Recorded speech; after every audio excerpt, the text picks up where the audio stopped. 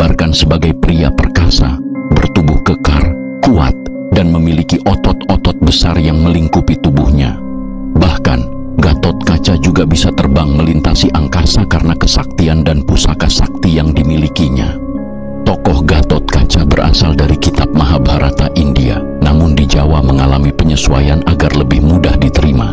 Di dalam Mahabharata disebutkan bahwa Gatot Kaca adalah putra dari Bima yang lahir dari seorang raksasi atau raksasa perempuan bernama Hidimbi. Menurut versi Jawa, Gatot Kaca lebih akrab dikenal sebagai putra dari Werkudara, nama lain Bima, yang lahir dari seorang putri raksasa bernama Dewi Arimbi.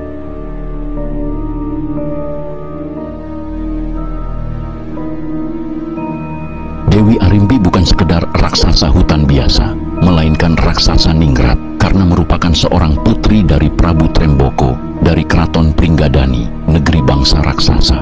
Di versi Mahabharata India, Gatot Kaca digambarkan sebagai sosok manusia raksasa yang ukurannya begitu besar. Namun di versi cerita tokoh Gatot Kaca Jawa, Gatot Kaca digambarkan seperti manusia pada umumnya, hanya saja punya kekuatan luar biasa dan bisa terbang. Adapun selain ciri khas fisik yang kekar, Gatot Kaca juga punya ciri khas berupa kumis tebal nyilirit serta mengenakan praba atau semacam rompi berbentuk sayap. Sebelum lanjut, silahkan like, share, komen, dan subscribe agar kamu tidak ketinggalan video terbaru dari Mistis Channel.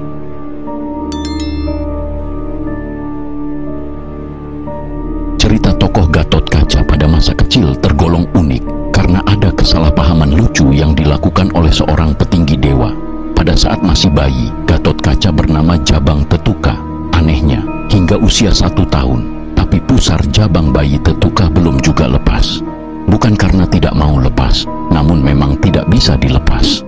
Berbagai senjata sakti sudah digunakan untuk memotong tali pusar Gatot Kaca yang masih kecil, tapi semua gagal.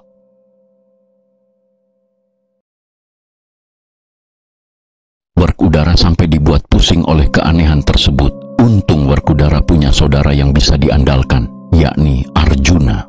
Arjuna yang merasa kasihan pada Werkudara lalu bertirakat di suatu gunung untuk meminta petunjuk dewa terkait tali pusar keponakannya.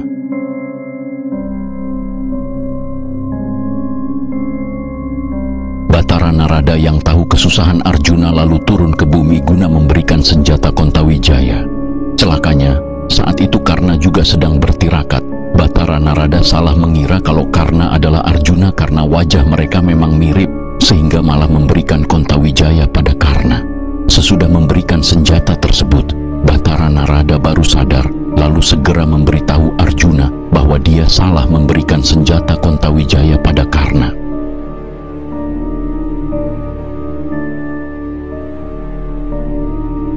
Arjuna segera menyusul Karna. Mereka berdua bertarung dengan sengit dan Arjuna hanya berhasil merebut sarung senjata Kontawijaya, sementara senjatanya sendiri dibawa Karna.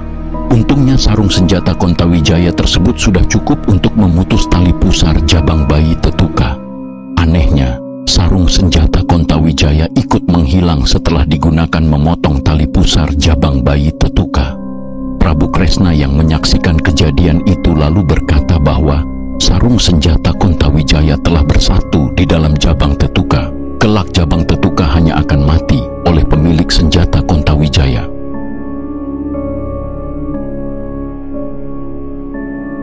Setelah tali pusarnya berhasil dipotong, jabang Tetuka dibawa menuju Kahyangan oleh Batara Narada.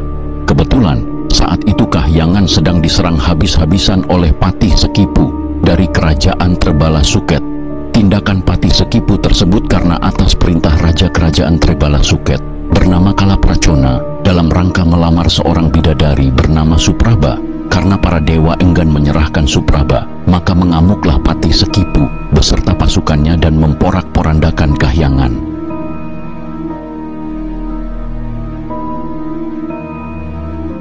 Jabang bayi Tetuka yang baru saja datang dibawa oleh Batara Narada langsung saja ditaruh Batara Narada di hadapan Patih Sekipu. Pertarungan yang secara ukuran tubuh saja tidak masuk akal, semakin tidak masuk akal ketika jabang bayi Tetuka sama sekali tidak menderita luka akibat dihajar Patih Sekipu. Bahkan, semakin dihajar, jabang bayi Tetuka justru semakin kuat dan bertambah besar. Malu karena gagal mengalahkan jabang bayi Tetuka, Patih Sekipu menyerahkan jabang bayi Tetuka pada para dewa kembali.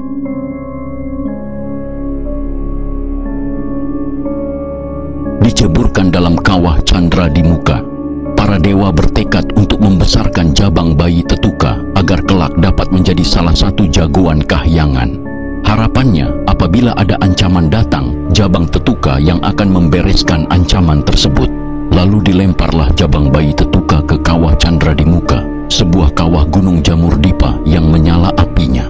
Setelah melemparkan jabang Tetuka ke kawah Chandra di muka, para dewa lalu ganti melemparkan berbagai jenis senjata pusaka ke dalam kawah. Setelah beberapa waktu, jabang bayi Tetuka keluar dari kawah dengan sudah berganti wujud menjadi seorang pria dewasa. Segala macam senjata sakti telah melebur menjadi satu di dalam diri jabang Tetuka. Sesaat setelah keluar dari kawah Chandra di muka, maka segeralah jabang bayi Tetuka menjalankan tugas pertama, yakni membunuh Patih Sekipu. Jabang bayi Tetuka berhasil mengalahkan dan membunuh Patih Sekipu dengan cara menggigit Patih Sekipu hingga tewas dalam pertarungan.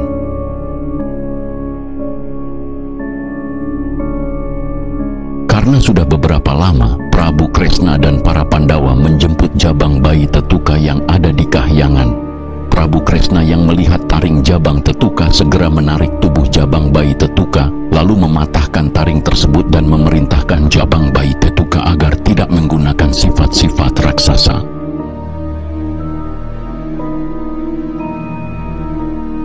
Sebelum kembali ke Markapada, Batara Guru menghadiahi jabang bayi Tetuka seperangkat baju ksatria sakti berupa caping Basunanda, kotang Antrakusuma, dan trompah pada Kacarma. Sejak saat itu, jabang Tetuka berganti nama menjadi Gatot Kaca. Gatot Kaca menggunakan seperangkat pakaian pemberian Batara Guru tersebut. Gatot Kaca terbang menghampiri Kalapracona di kerajaan Trebalasuket dan membunuhnya.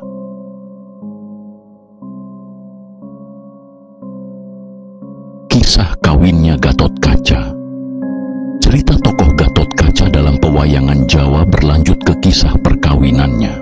Memang kisah perkawinan Gatot Kaca jarang mendapat sorotan, padahal kisahnya begitu unik karena sifat Gatot Kaca yang digambarkan selalu kikuk jika berhadapan dengan wanita.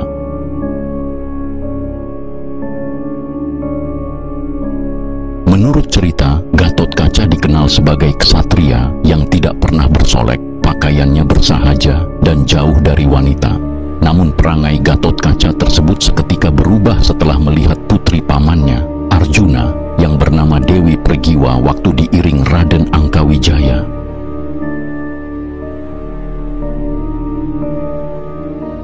Gatot Kaca langsung jatuh hati menyaksikan keelokan Dewi Pregiwa.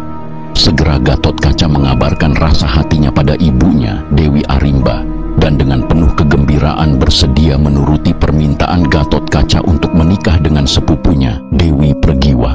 Meski demikian, Gatot Kaca harus bertarung menyingkirkan saingannya terlebih dahulu, yakni Laksmana Mandrakumara, putra Duryudana dari keluarga Kurawa.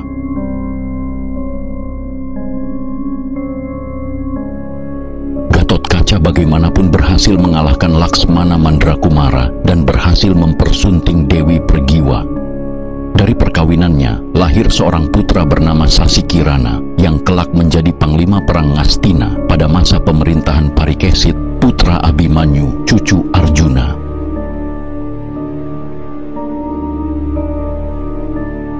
Kematian Gatot Kaca.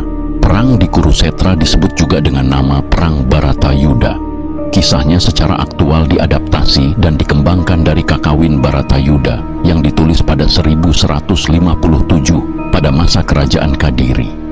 Menurut versi pewayangan, dikisahkan Gatot Kaca sangat akrab dengan Abimanyu, sepupunya dari Arjuna. Tatkala perang Baratayuda berjalan di hari ke-13, Abimanyu gugur dengan mengenaskan karena dikeroyok pasukan Kurawa.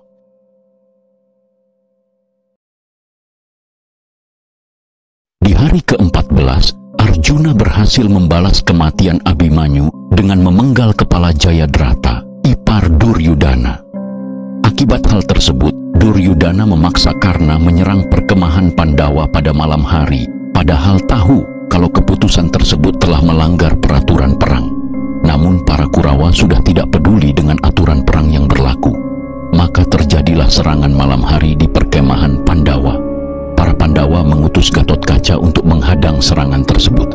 Gatotkaca dipilih karena kotang Antrakusuma yang dipakai dapat memancarkan cahaya sehingga lebih mudah dalam bertarung.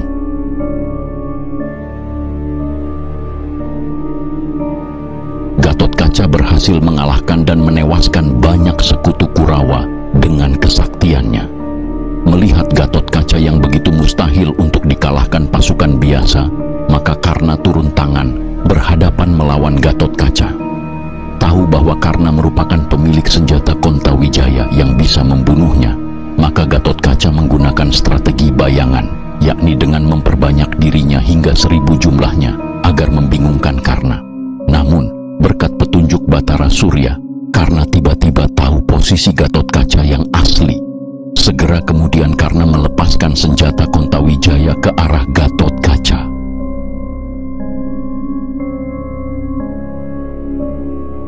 Gatotkaca berusaha menghindar dengan cara terbang ke langit, namun senjata Kontawijaya terus mengikutinya.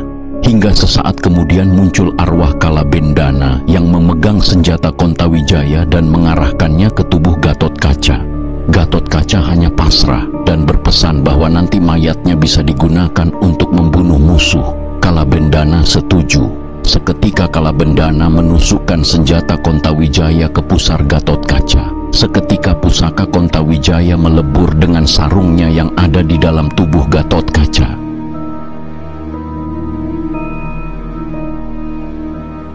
Selanjutnya arwah Kalabendana melemparkan mayat Gatotkaca ke arah Karna. Namun Karna berhasil melompat menghindar sehingga selamat, meski kereta kudanya hancur lebur. Pecahan-pecahan kehancuran kereta kuda Karna melesat ke segala penjuru arah, sehingga menewaskan banyak prajurit Kurawa yang ada di sekitar Karna. Atas peristiwa tersebut, meski Karna berhasil hidup, banyak pasukan Kurawa yang mati karena mayat Gatotkaca, sehingga permintaan Gatotkaca agar mayatnya bisa digunakan untuk membunuh musuh tetaplah tersampaikan.